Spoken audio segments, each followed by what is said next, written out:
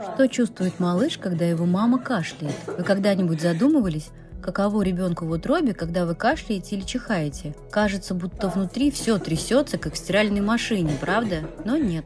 Ребенок прекрасно защищен. Матка и амниотическая жидкость работают как буфер. Они смягчают все движения. И даже если живот подпрыгивает, малыш чувствует только легкие вибрации. Так что чихайте, смейтесь и знайте, ваш ребеночек уютно плавает и ни о чем не беспокоится.